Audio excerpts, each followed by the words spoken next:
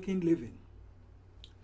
Our topic for today's presentation is Sanctum Master. Yeah, like in this Sanctum, the Buddha is the master. So, who is going to be the master of your Sanctum, or the image of your Sanctum?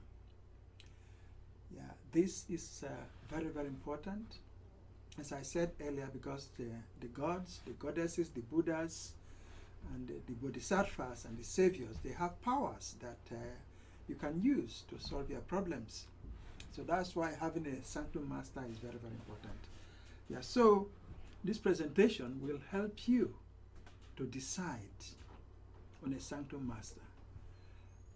I will also advise that you do not settle for a savior or a god or a bodhisattva or a Buddha that was recommended by society.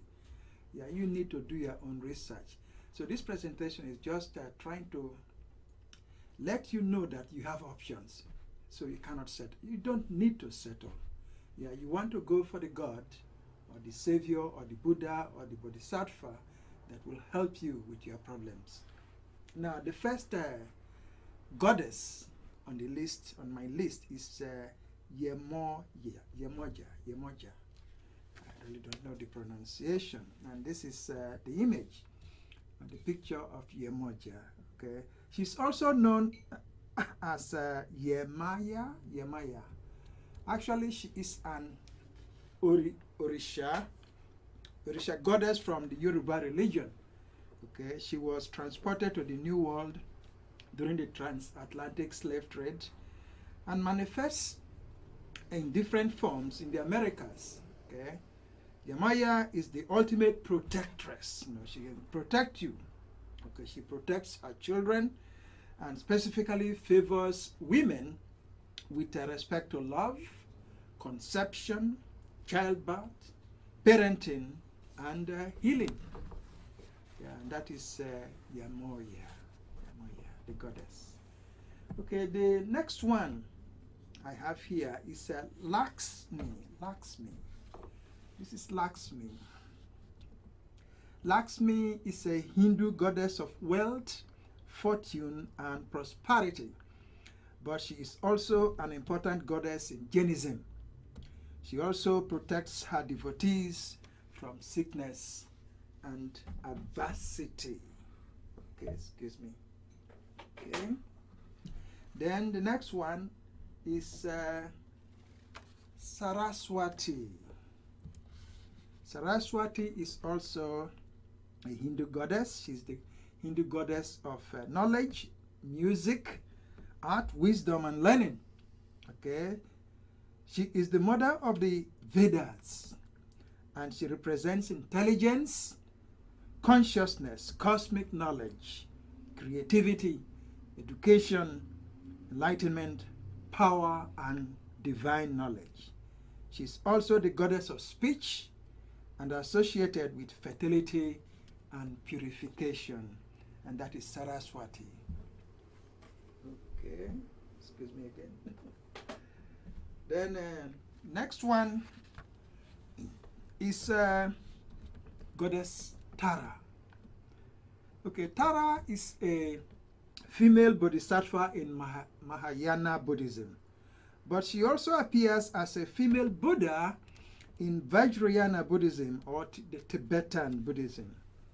She's the goddess of peace and perfection, okay, and protection rather, the goddess of peace and protection, but also appears in different colors with different functions, different powers, so to say. Like the green Tara is associated with compassion, okay.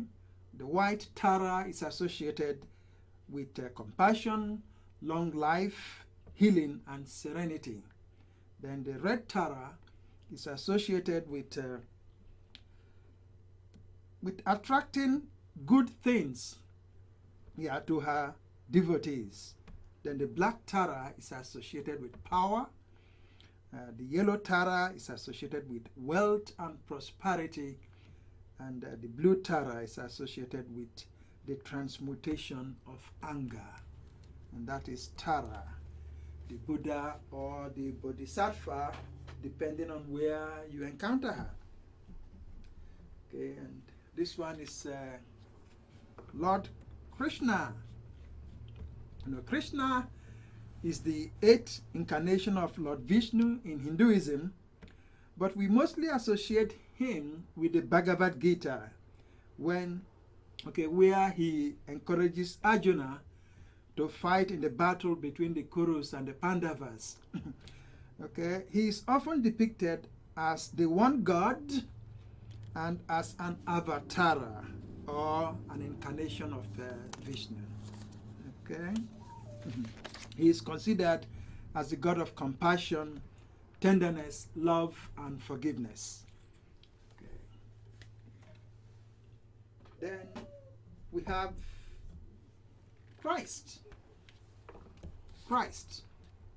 Okay. Christ is the Christian Savior and Messiah. He is also known as Jesus of Nazareth.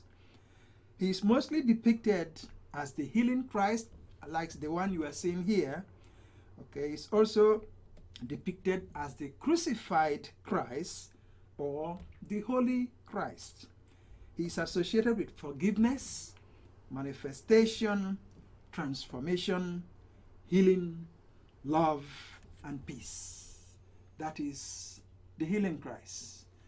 As I said in my other presentations, I used the healing Christ when I first started my practice. Thank you.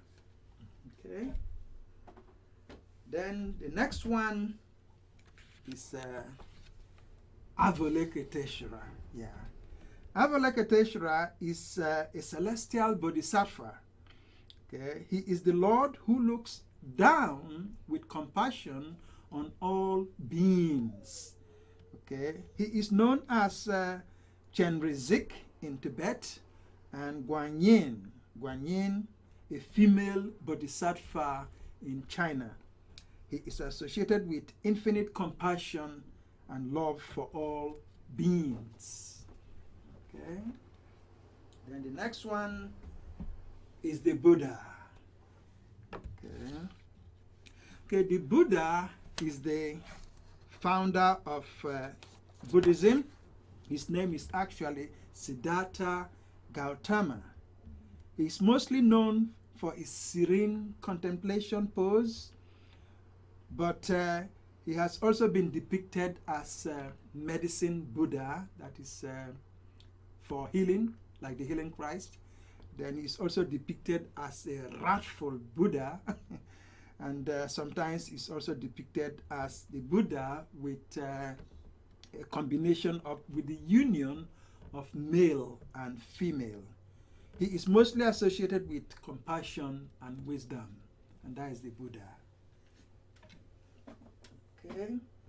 Then the next one is Amitabha. Amitabha is a celestial Buddha. He is also known as Amida or Amitaios. He is the Buddha of immeasurable light and life. He is a savior and also associated with compassion. In fact, there's a story concerning Amitabha. He was once a king, but he renounced his throne and became a monk. In his vows, he vows to establish a pure land where anyone who calls on his name at the moment of death could be reborn in that pure land. So today, if you are about to die and you want to be born in Amida's pure land, just recollect his name and you'll be born there. Yeah, so that's a very good story. Then that is Amitabha. Then the next one is Vishnu. Okay. Vishnu is a Hindu great god. He is the preserver and protector of the universe. Okay.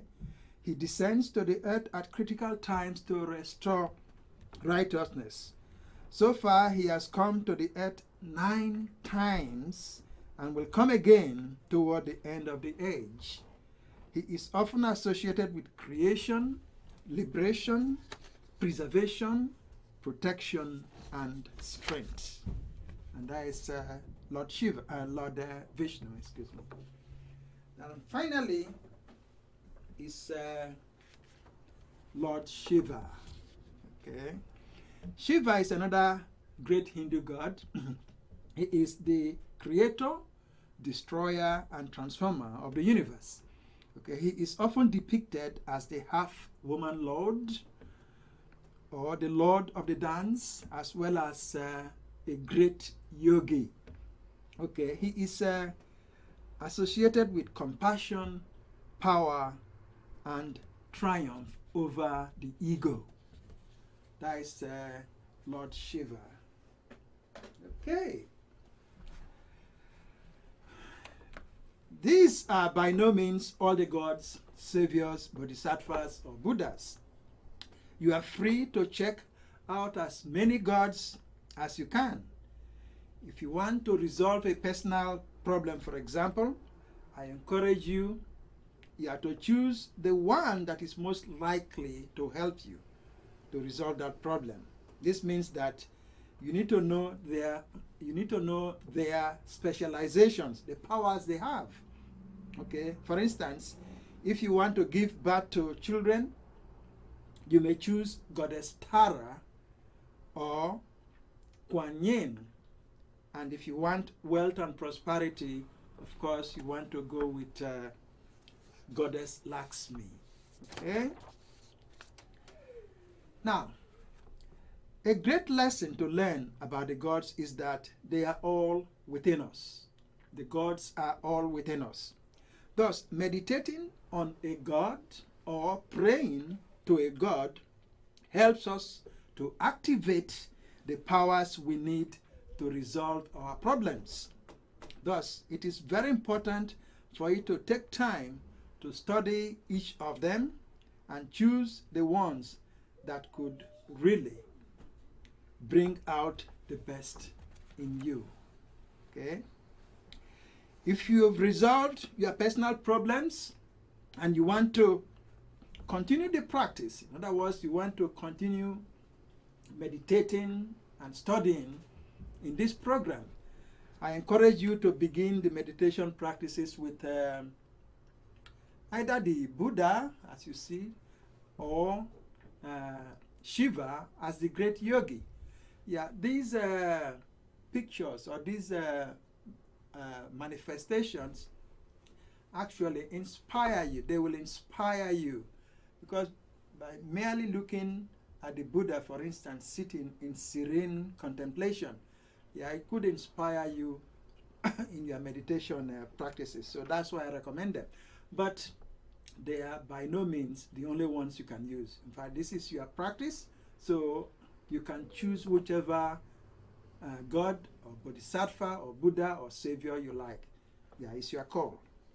Okay, the next stage of the practice is for you to replace your Sanctum image with your own photo. Yes, that could be that could really take some time, because in most cases we are all helpless, and that is why we need the gods to lead us to the stream. You see, yeah, the gods lead us to the stream, but they cannot drink for us. See, that's the thing. So we have to stand on our own. So a time will come when you will realize that the infinite is also within you. Okay? And when you know that the mystery of the universe is also within you, there is nothing higher to be known, because you've known it all. Awakened living is designed to help us to live well in this world. You are loved without conditions, and you are blessed without requirements. Thank you for listening, and may you experience cosmic peace in the name of love, the earth, and the universe. For more information on this episode, please visit unism.org. Thank you.